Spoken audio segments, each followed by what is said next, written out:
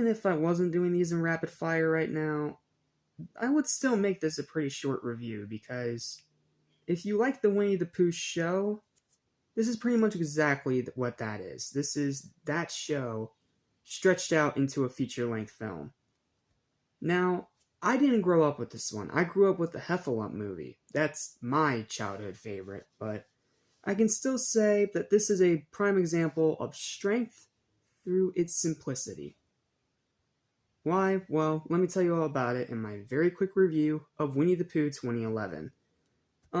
This is a movie that's definitely not going to be for everybody, and it's because its story is kind of a mess, because it feels like a bunch of episodes like stitched together to somewhat make a plot, but it doesn't really have a plot. It's more like these animated sequences of Winnie the Pooh that end up getting all stitched together to try and form some kind of story, but it doesn't really work. But that's not the reason why you watch this movie. You watch this movie to see more exploits of Winnie the Pooh, Eeyore, Piglet, Tigger, Rattit, and all the cast, plus Christopher Robin. And you just watch their little lighthearted, funny, goofy antics. That's pretty much this entire movie.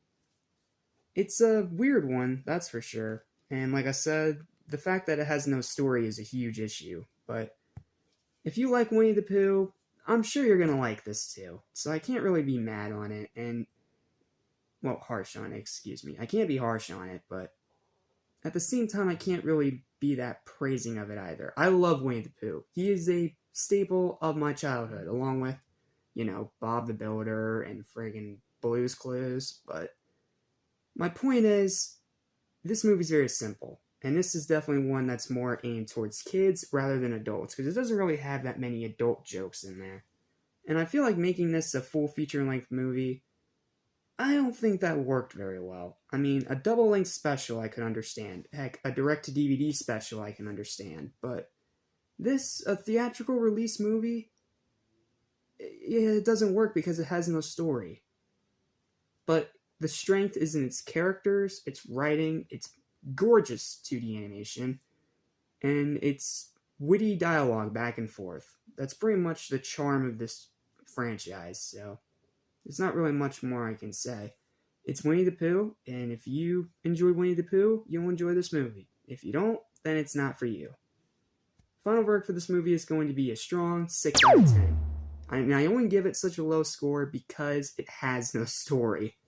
If it was like an actual coherent story from start to finish, like the Christopher Robin 2019 movie, for example, this would probably be at least a 7 or an 8, but I can't give it any higher than a 6 on good faith, but I can definitely tell you, go see it, as long as you're a fan. If you're not a fan, this would probably be more like a 5 or a 4, but if you're a fan of Winnie the Pooh, check this out.